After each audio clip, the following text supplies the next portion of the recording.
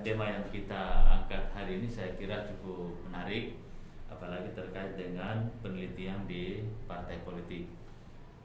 Partai politik memang menyandarkan kebijakan-kebijakannya di dalam mengambil atau merumuskan kebijakan melalui penelitian, entah itu riset melalui konsultan politik atau menyerap aspirasi kader secara berjenjang dari struktur partai yang ada di partai, khususnya Partai Golkar. Kalau kita bicara tentang partai, saya sebagai kader Partai Golkar sudah cukup lama. Kemarin juga sempat menjadi caleg di Partai Golkar pemilu yang 2019 kemarin, tetapi belum sempat terpilih. Oke, kalau menurut Pak Kafrawi, bagaimana sih apa sih kegiatan penelitian itu di dalam lembaga penelitian atau CSO? Baik, jadi penelitian itu kan menjadikan sumber utamanya itu data. Jadi selalu ada data yang diperoleh melalui proses-proses, baik itu proses ke lapangan ataupun proses ya kalau sekarang dengan gencarnya media online ya bisa melalui media online. Jadi penelitian ini merupakan basisnya selalu data.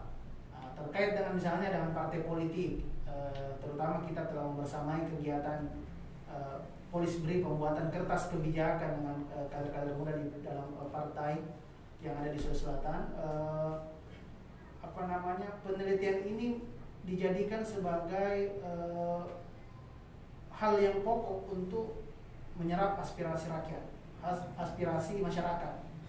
Bagaimana aspirasi itu didapatkan melalui penelitian, ya itu adalah kerja-kerja dari ya kalau misalnya beberapa partai namanya ada litbang, penelitian pengembangan ataupun dengan nama yang lain dengan tujuan yang sama. Tapi sekali lagi bahwa penelitian ini merupakan hal yang diaminkan atau hal yang sangat banyak orang lakukan, terutama dalam kegiatan keilmuan misalnya, untuk mendapatkan hasil yang tentu berdasarkan ilmu pengetahuan juga, sehingga nantinya tidak ada yang perlu menjadi hasilnya ragu atau menjadi polemik ya mungkin di masyarakat yang diragukan. Jadi lagi-lagi penelitian itu menjadi hal yang mutlak atau hal yang baik untuk mendapatkan sebuah data yang utuh atau untuk menyerap aspirasi rakyat yang melalui dengan turun ke masyarakat ya, diantara melakukan penelitian seperti itu. Oke, baik.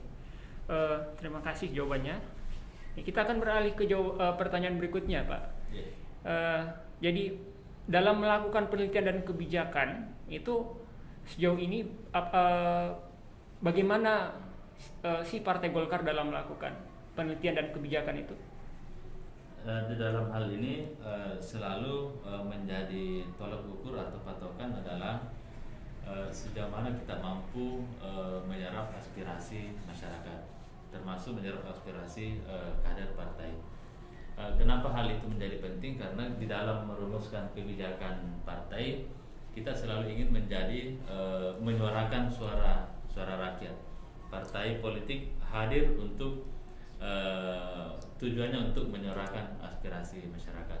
Nah, dalam hal ini yang selama ini ada di Partai Golkar, hasil riset tentu menjadi bahan untuk kita merumuskan kebijakan-kebijakan politik yang akan diambil oleh partai, yang akan kita yang akan kita putuskan di partai politik. Itu hal itu menjadi penting sebab rumusan kebijakan partai harus selalu mencerminkan atau mewujudkan keinginan daripada publik dan keinginan daripada masyarakat untuk kita perjuangkan melalui partai politik, Partai Golkar. Oke, baik, terima kasih. Jadi Partai Golkar selalu mengambil dasar suara masyarakat dan suara kader sebagai sumber untuk pengambilan kebijakan berikutnya. Kurang lebih seperti itu ya, mungkin Pak. Oke, bagaimana mungkin kalau untuk Pak Kafrawi? Bagaimana sih perumusan dan pengambilan kebijakan berdasarkan penelitian itu sendiri?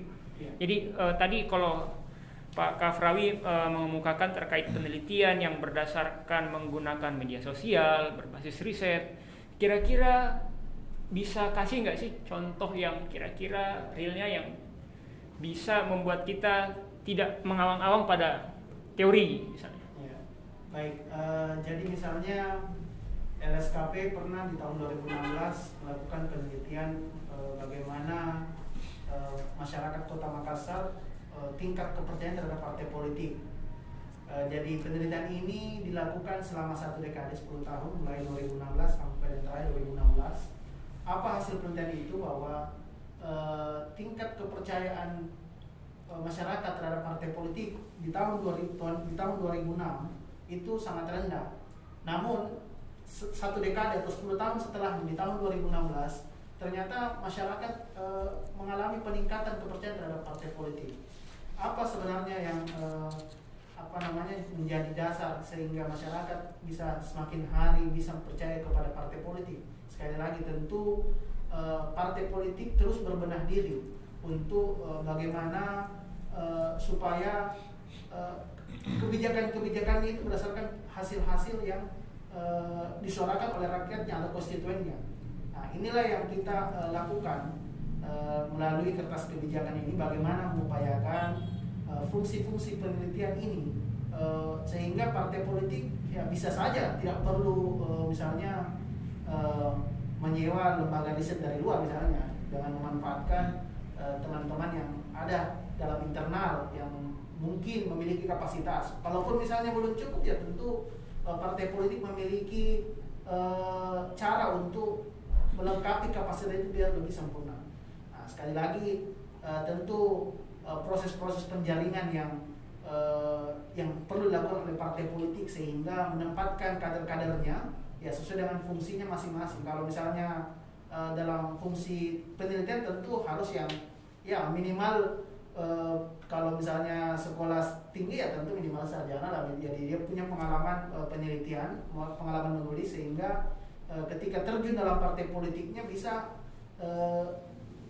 membawa partai politiknya ini bukan hanya asal bunyi saja, tapi bisa memberi kebijakan, bisa memberi data-data yang berdasarkan yang ada di masyarakat untuk baik itu untuk pimpinan parpolnya, baik itu untuk anggota legislatifnya, ataupun bagaimana bisa membawa pesan-pesan rakyat itu untuk sampai dan dibahas secara bersama oleh banyak parpol itu. Misalnya dalam DPR kan banyak partai politik di situ, jadi didiskusikan situ ya tentu upaya-upaya bukan hanya tugas satu partai saja tentunya, bahwa ini adalah tugas semua partai bagaimana menyerap aspirasi rakyat yang mana penting, yang mana mendesak, ya itu tentu anggota legislatif lah yang bisa memahami dan mengetahui berdasarkan fakta-fakta yang ada seperti itu. Oke. Baik, jadi berdasarkan uraian panjang tadi, saya bisa menarik kesimpulan bahwa penelitian dan pengambilan kebijakan yang dilakukan adalah dilakukan sebagai upaya untuk mengevaluasi kebijakan agar kebijakan berikutnya bisa dilakukan secara lebih baik. Yes. Nah, oke, baik. Lalu kemudian menariknya kemudian Pak Kafrawi menyebutkan bahwa ada baiknya jika pembangunan, penelitian dan pengembangan berdasarkan sumber daya manusia yang ada di dalam partai. Nah, untuk di Partai Golkar sendiri, Pak Nasruddin, kira-kira Pak, bagaimana sih SDM yang ada dalam Partai Golkar dalam membangun perumusan penelitian dan kebijakan? Iya, kalau di Partai Golkar kita punya bidang kajian strategis, dan itu benar-benar difungsikan sebagai salah satu sarana untuk mengetahui respon publik di tengah-tengah masyarakat tentang kebijakan partai. Hal lain adalah bahwa selama ini di dalam proses perumusan kebijakan memang selain memfungsikan organ atau struktur partai sampai di tingkat bawah, juga memang menjadi hal yang lumrah dan biasa bagi partai. Saya kira partai apapun bekerja sama dengan lembaga riset atau konsultan politik untuk mengukur sejauh mana respon masyarakat terhadap elektabilitas partai politik. Itu menjadi sesuatu hal yang penting karena di dalam pengambilan keputusan, taruhlah misalnya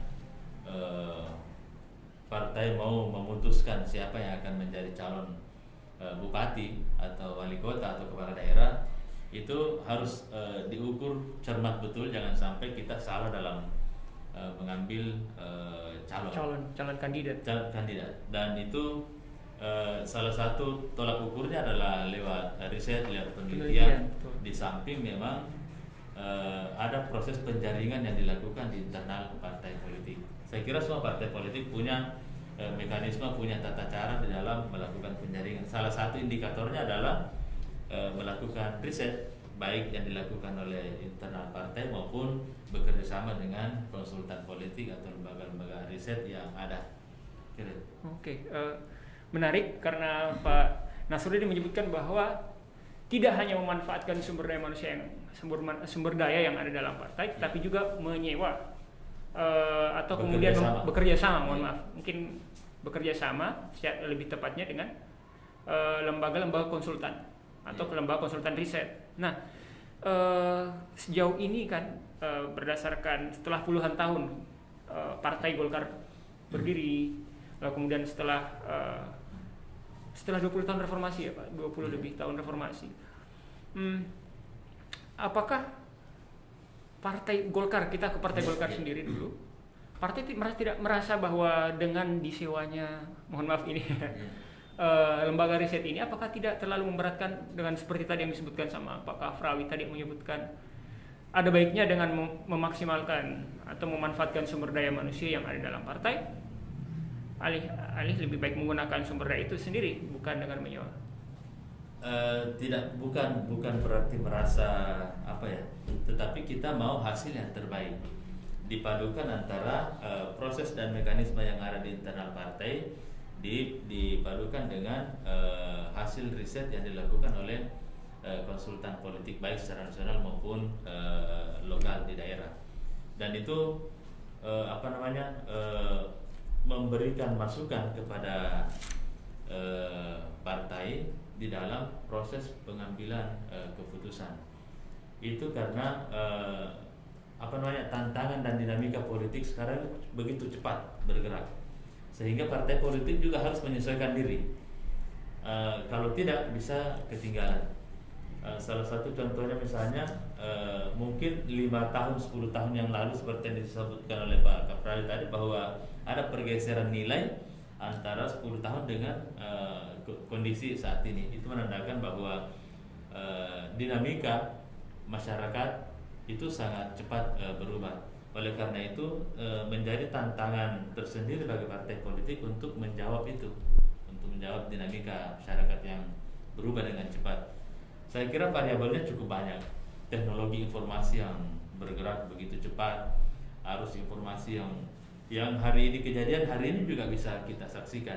Hari ini kejadiannya di daerah, kita di kota bisa saksikan. Hari ini kejadiannya di Jakarta, hari ini juga kita bisa saksikan di sini. Dalam urusan hal-hal seperti itu, partai harus bisa memanfaatkan seluruh potensi yang ada, termasuk bekerja sama dengan lembaga riset untuk memotret apa yang menjadi kebutuhan masyarakat itu, sehingga di dalam mengambil kebijakan partai politik selalu berada di hati masyarakat. Saya kira seperti itu. Oke, baik. Kita beralih ke Pak Kafrawi. Jadi sejauh ini bagaimana sih peran lembaga studi kebijakan publik dalam membantu misalnya penelitian-penelitian yang mungkin dilakukan bersama dengan pemerintah kah, ataukah misalnya memberikan studi kebijakan kah sesuai dengan namanya, ataukah pernah nggak sih melakukan penelitian bersama dengan Partai Golkar mungkin terkait hal yang mungkin bisa memberikan bauran input atau bauran masukan bagi kebijakan-kebijakan.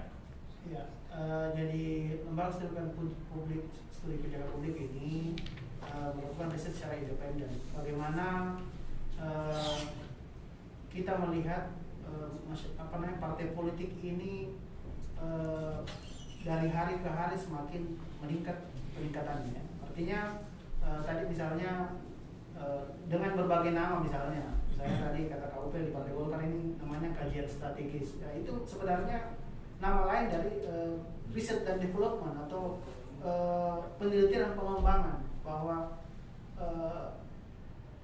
bukan tugas partai saja sebenarnya yang mendorong atau membawa output atau input dari masyarakat, tapi tugas kami misalnya sebagai lembaga studi masyarakat misalnya, bagaimana mendorong aspirasi masyarakat ini agar supaya bisa menghasilkan atau outputnya nanti bisa sesuai dengan apa yang diinginkan oleh masyarakat. Nah, apa misalnya kita melihat keadaan partai politik saat ini misalnya tidak terlalu memanfaatkan lembaga internalnya dalam melakukan riset-riset misalnya kayak tadi. Saya juga sepakat misalnya ada misalnya second opinion atau pendapat lain misalnya melalui kerjasama dengan lembaga riset yang lain yang di luar dari partai. Tapi sekali lagi kami tentu sebagai pemberdayaan yang bergerak dalam bidang pemberdayaan peningkatan kapasitas masyarakat tentu sangat berharap bagaimana kader-kader dalam partai politik, baik itu mulai dari kader yang muda ataupun sampai yang paling tinggi tingkatannya, tentu memiliki kapasitasnya masing-masing. Misalnya tadi kalau kita dalam bidang penelitian tentu biasanya banyak diisi oleh anak muda biasanya. Anak muda inilah yang bisa lebih semangat untuk memberi masukan kepada elit-elitnya atau para pimpinan parpolnya, sehingga nanti bisa menghasilkan keputusan yang ya tidak salah atau sesuai dengan kemauan orang banyak. Sekali lagi saya mau bilang bahwa kapasitas yang ada dalam partai politik ini merupakan organisasi masyarakat juga, walaupun kita tahu ada saja misalnya partai politik yang mungkin tidak sempat membenahi internal partainya, namun sekali lagi inilah tugas kita, upaya kita melalui misalnya bincang-bincang Polsbri pada sore ini, menjadikan partai politik ini bisa semakin mendorong kader-kadernya bisa semakin tentu semakin lebih baik tentu. Seperti itu. Oke, baik. Oke, kita kembali lagi ke Pak Nasruddin. Kira-kira Pak, ada nggak sih sebuah hal selama Bapak sudah berapa tahun Pak di Partai Golkar? Saya menjadi kader Partai Golkar sejak 2003. Oh, jadi kurang lebih 18 tahun ya? Oke, sejak 18 tahun tersebut ada nggak sih menurut Bapak contoh yang Bapak dapat berikan terkait penelitian yang dilakukan oleh Partai Golkar, lalu kemudian dirumuskannya kebijakan tersebut melalui penelitian yang mendalam, baik yang dilakukan oleh Partai Golkar itu sendiri atau bekerja sama dengan lembaga riset yang menurut Bapak bisa membanggakan dan beri dampak? Pengalaman saya? Iya. Kalau terkait dengan itu, saya pada periode kepengurusan yang lalu saya wakil sekretaris bidang organisasi, sehingga kebijakan-kebijakan organisasi itu diramu di bidang saya, sehingga hal-hal yang terkait dengan urusan konsolidasi partai, urusan konsolidasi kader itu menjadi menjadi wilayah kewenangan bidang organisasi. Kalau terkait dengan pengalaman terkait dengan riset, saya pada pemilu 2019 kemarin adalah caleg, salah satu caleg provinsi, ditugaskan oleh Partai Golkar menjadi caleg provinsi Dapil Makassar B, Panakuka Manggala, Tamalandria, dan Biringkanaya. Ada riset yang mengungkapkan bahwa potensi Partai Golkar bisa mendapatkan 2 bahkan 3 kursi di dapil itu. Tetapi kenyataannya di hari H pencoblosan dan setelah selesai perhitungan suara, rupanya jauh dari hasil riset yang dilakukan 2-3 bulan sebelum pelaksanaan pemilu. Apa yang ingin saya gambarkan bahwa pengalaman empiris saya menjadi caleg kemudian disandingkan dengan hasil riset itu sangat jauh berbeda. Salah satunya menurut saya karena perilaku pragmatis masyarakat terhadap setiap momen dan event politik. Saya sebagai contoh, ketika menggerakkan tim saya untuk menggalang suara di tengah-tengah masyarakat, semuanya mengapresiasi baik, mengapresiasi positif, dan diberikan input oleh konsultan yang mendampingi bahwa Partai Golkar sangat terbuka peluang untuk mendapatkan lebih dari 1 kursi, 2 bahkan 3 kursi. Nah, kenyataan yang ada di lapangan di hari-hari 2 bulan 3 bulan sebelum itu respon tim saya masih sangat bagus, masih respon masyarakat masih sangat bagus bahwa mendukung untuk memilih pada saat pencoblosan di hari H nanti. Tetapi kenyataan begitu dengan mudah berubah ketika 1 minggu, 3 hari, 2 hari, bahkan malam pencoblosan itu sudah berbicara tentang transaksional sekian suara, sekian rupiah, sekian ini, sehingga hasil riset itu tidak bisa menjadi cerminan yang dilakukan 2-3 bulan sebelum atau 1 bulan sebelumnya, tidak bisa menjadi patokan bahwa itu akan menjadi hasil akhir. Tetapi karena ada dinamika, ada perilaku pemilih yang menurut saya pragmatismenya luar biasa. Tim yang selama ini kita tanda petik pelihara, kita maintenance kita ini ternyata juga mengharapkan sesuatu dari calon yang dia dukung, dan itu di 2 hari, 1 hari bahkan malam pemilihan, kalau tidak mampu memenuhi apa yang menjadi permintaan mereka, dia akan berpindah menjadi berpindah dukungan, mencari caleg yang bisa memenuhi harapan dan permintaannya itu. Dan itu saya alami sehingga menurut saya dalam hal-hal tertentu hasil riset, hasil kajian itu bisa terpatahkan oleh perilaku yang bersifat pragmatis dari pemilih. Saya tidak tahu bagaimana cara mengeliminir ini, apakah melakukan pendidikan politik di tengah-tengah masyarakat, ataukah melakukan semacam edukasi, ataukah memang kondisi masyarakat kita yang masih yang mungkin hidupnya masih pas-pasan, sehingga setiap ada momen politik dianggap bahwa ini adalah salah satu cara untuk mendapatkan sesuatu. Dia tidak peduli. Kita menjanjikan bahwa di sini akan saya perjuangkan aspirasinya, akan kita benahi, dia tidak peduli dengan itu. Jadi masyarakat tidak peduli terkait program, terkait tawaran-tawaran reformasi yang akan dilakukan pada tataran, tapi malah lebih mengutamakan money politik, ya Pak. Apa yang kau bawa sini? Oh, jadi masyarakat pada umumnya yang saya temukan saat saya menjadi caleg, dan momen politik yang terakhir adalah pemilihan wali kota. Saya adalah salah satu sekretaris tim pemenangan calon, ya juga menemukan hal-hal yang sifatnya seperti itu. Ada uang, ada suara. Oke, jadi dari pemaparan tadi dari Pak Nasruddin, bahwa saya menarik kesimpulan masih besarnya sifat pragmatis dalam masyarakat, lalu kemudian ada kesenjangan antara kesimpulan penelitian dan hasil akhir dari apa yang disimpulkan dari penelitian itu. Jadi ada perbedaan, ya, ada gap antara laporan penelitian dan hasil dari itu. Oke, kalau kita beralih ke itu bukan kesalahan yang dilakukan oleh tim peneliti. Datanya sudah benar, perilaku masyarakat yang bergeser terhadap apa yang menjadi tuntutan dan kebutuhannya saat itu. Oh, jadi berdasarkan tuntutan, mungkin karena desakan kali Pak, bukan kesalahan dari lembaga riset yang melakukan hal itu. Jadi saya beralih ke Pak Kafrawi. Kira-kira Pak Kafrawi, apa sih yang seperti yang disebutkan tadi Pak Nasruddin? Jadi apa kira-kira yang membuat melebar tingginya atau lebarnya gap antara hasil penelitian dan hasil nyata yang terjadi di masyarakat, lalu kemudian bagaimana kira-kira caranya untuk mewujudkan hal itu? Ya, lagi-lagi kami sebagai misalnya yang memang concern terhadap penelitian dan pengembangan atau hal-hal riset misalnya, memang biasa ada perbedaan dari hasil yang dilakukan, ya itulah yang biasa digunakan margin error biasa ya tingkatannya, ada kesalahan. Tapi sekali lagi bukan itu menjadi acuan utama.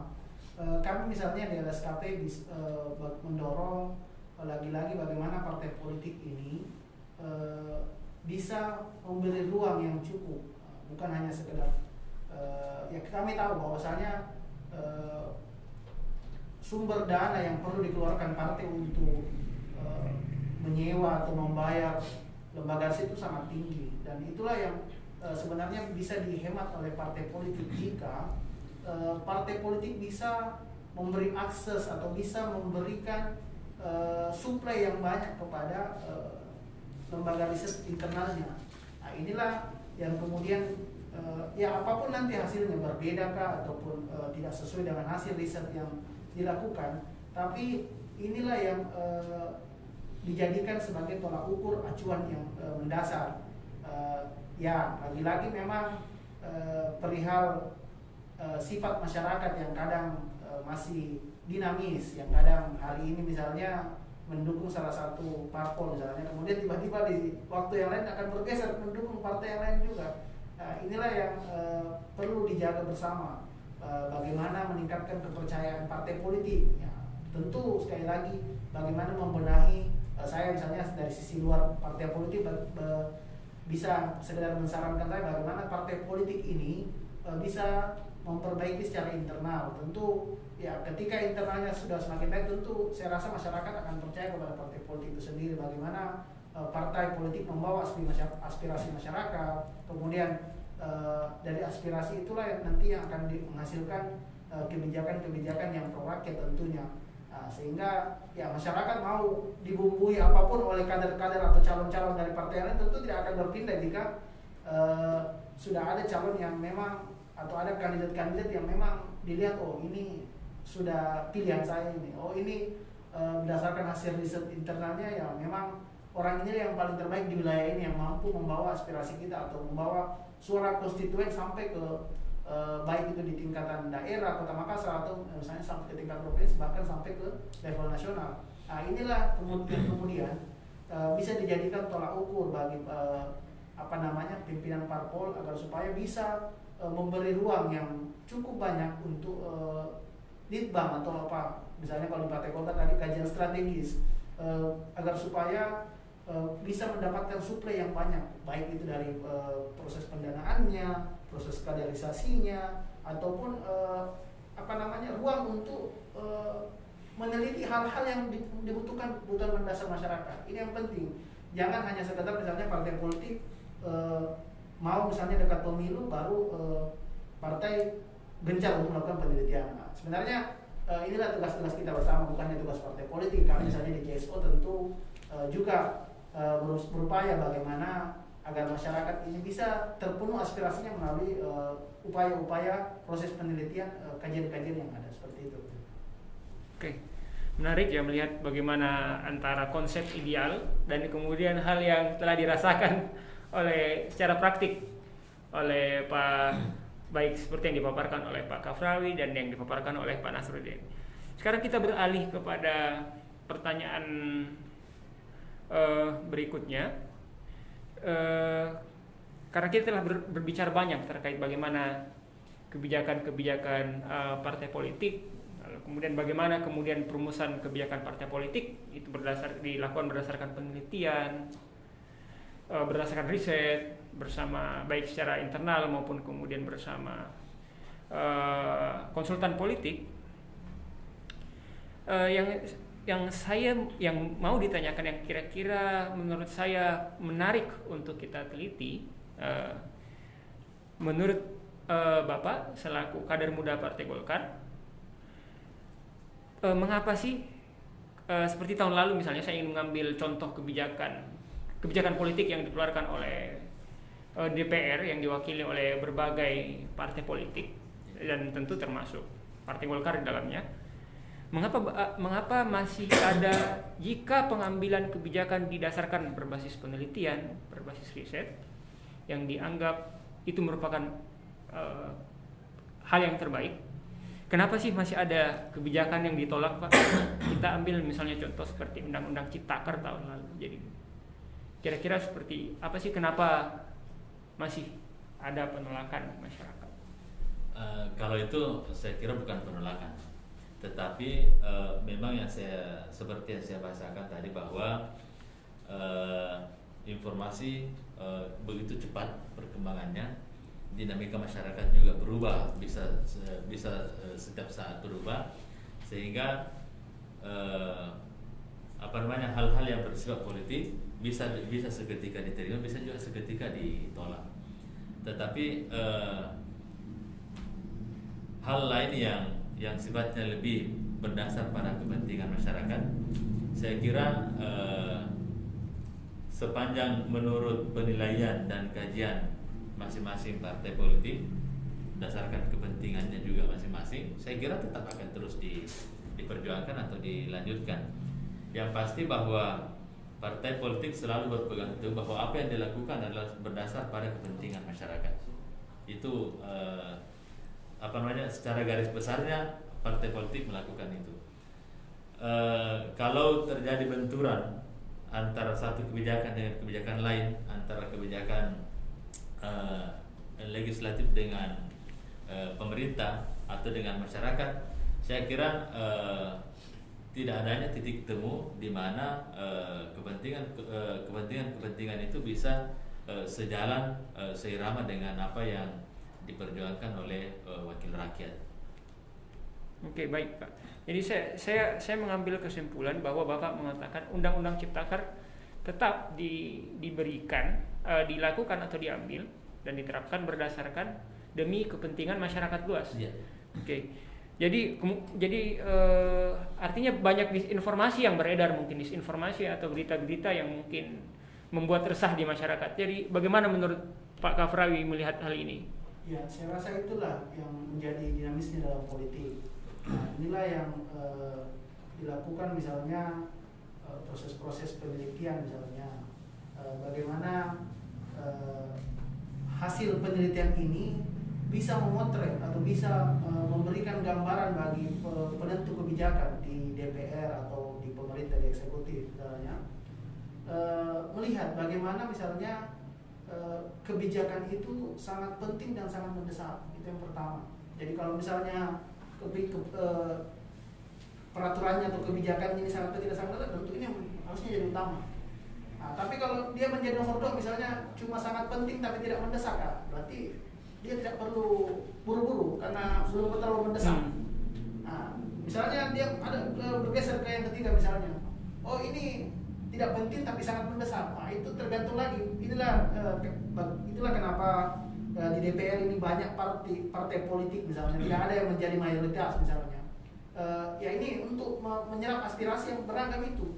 Nah, inilah gunanya penelitian, untuk memberikan ini yang penting, ini yang belum mendesak. Nah, yang terakhir misalnya bagaimana kebijakan tidak penting dan tidak mendesak, berarti tidak perlu dilakukan. Nah, inilah tugasnya hasil-hasil riset diantaranya. Baik itu riset internalnya partai politik atau riset internalnya lembaga-lembaga penelitian yang ada di Indonesia ini, seperti misalnya kami LSKP biasa, setelah hasil pemilu bisa atau hasil pilkada kita mengeluarkan rekomendasi-rekomendasi kebijakan. Ya tentu harapannya supaya bisa menjadikan perubahan-perubahan yang makin baik, kebijakan yang lebih baik. Ya, inilah yang kami lakukan misalnya di LSKP, membersamai kegiatan-kegiatan, bukan hanya kegiatan kepentingan masyarakat kami, bukan. Kami di LSKP saat tidak punya konstituen. Beda kalau partai politik ada konstituen yang memang harus dia rawat itu konstituennya. Tapi bagaimana ketika terpilih, partai politik ini bukan menjadi pemilik konstituennya saja, tapi dia pemilik rakyat banyak. Nah, inilah gunanya penelitian agar bisa memberikan masukan atau input bagi misalnya anggota legislatif, wali kota, bahkan sampai presiden misalnya, bisa menghasilkan kebijakan yang apa-apa yang dikehendaki pemohon rakyat. Tentu kita tahu bahwa misalnya demokrasi ini karena berasal dari rakyat, dan tentu ya semuanya kembalikan rakyat, bukan hanya kepentingan elit, kepentingan pimpinan parpol atau ya kepentingan siapa saja, tapi kepentingan orang banyak. Itulah yang diharapkan dari hasil penelitian ini, yang bisa membawa setidaknya bisa mewakili aspirasi masyarakat. Tentu tidak bisa diwakili semua, tapi setidaknya bisa mewakili suara-suara yang bersuara lah, seperti itu ya. Bagaimana cara mendapatkan suara-suara itu, ya antaranya melalui penelitian itu yang kami lakukan. Oke. Saya kira sangat menarik ya berbagai jawaban yang diberikan oleh kedua pemateri kita, oleh Pak Nasruddin Upel dan kemudian oleh Pak Kafrawi Sainong. Namun demikian kita sudah mendekati penghujung acara, tapi sebelum kita menutup acara mungkin ada yang mau ditanyakan di kolom komentar mungkin sebelum kita menutup acara, atau mungkin adakah hal yang ditambahkan oleh Pak Kafrawi, oleh Pak Nasruddin? Ya, sebenarnya kalau tatanan demokrasi kita berjalan dengan baik, maka DPRD itu tidak perlu menerima demonstran.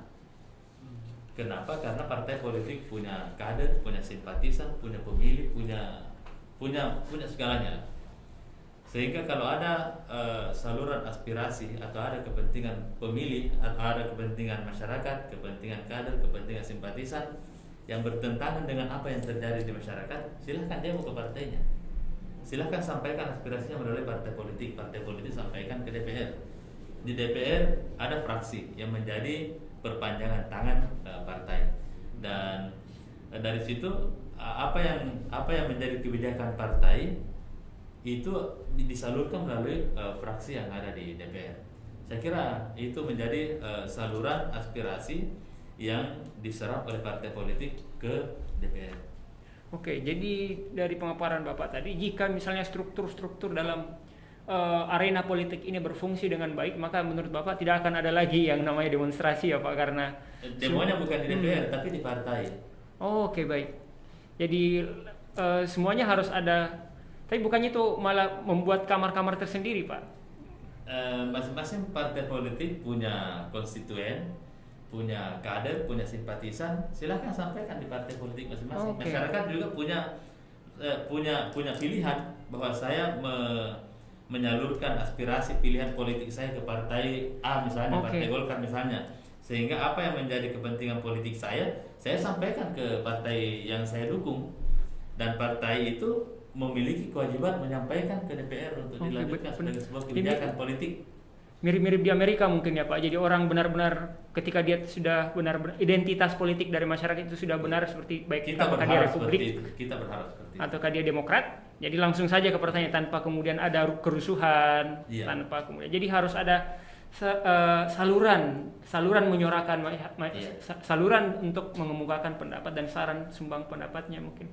Baik, bagaimana menurut Pak Kafrawi mungkin sebelum sembari kita menunggu pertanyaan dari pemirsa? Kalau bisa menjadi closing statement saya pada sore hari ini, sekali lagi saya mau bilang bahwa partai politik bisa menjadi sarana untuk menyerap aspirasi rakyat ini, ya diantaranya yang paling penting itu adalah melalui penelitian. Kebijakan-kebijakan yang diambil oleh pimpinan parpol jangan lagi hanya mengabaikan kepentingan masyarakat. Makanya adanya penelitian biar pimpinan parpol atau kebijakan yang disusun oleh partai politik tidak hanya kepentingan elit saja atau kepentingan kelompok yang menghendaki kebijakan itu, tapi bagaimana hasil penelitian ini bisa menjadikan partai politik bisa menjadi sarana yang betul-betul sangat dicintai oleh rakyat, sangat disukai oleh masyarakat, karena dia berdasarkan riset atau berdasarkan terjun ke lapangan, kemudian mengumpulkan data-data itu untuk menghasilkan nanti sebuah kesimpulan, dan itulah yang akan dibawa menjadi sebuah kebijakan.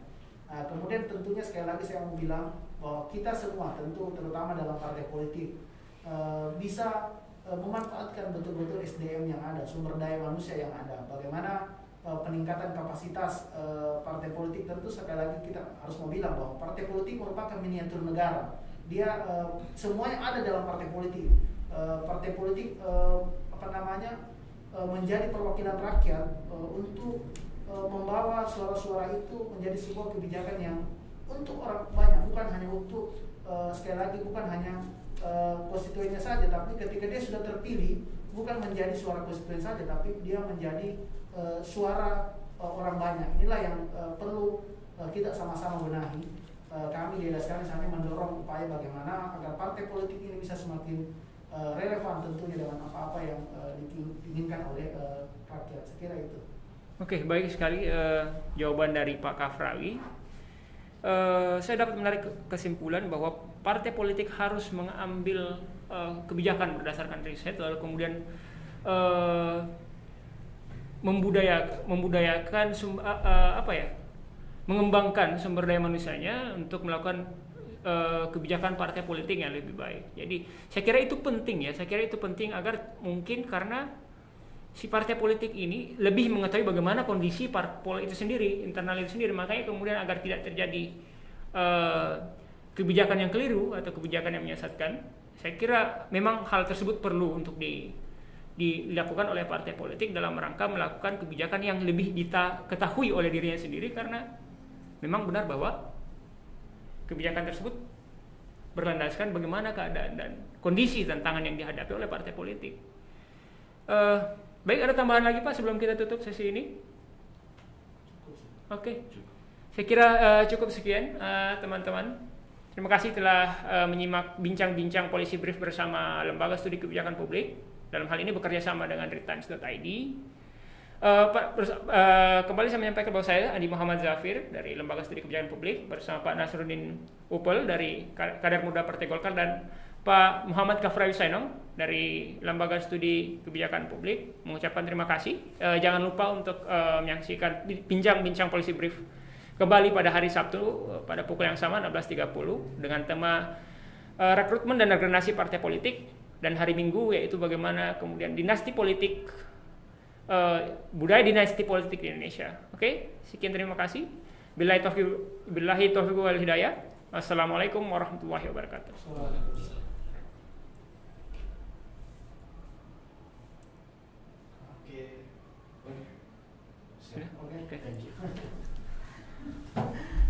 Oke, terima kasih Pak. Kita buka dulu di sini. Kita buka di sini. Kita lanjut. Iya, kita buka di sini. 2 kali seminggu. Enggak, 5 kali. Oh, 5 kali. Iya. Jadi kemarin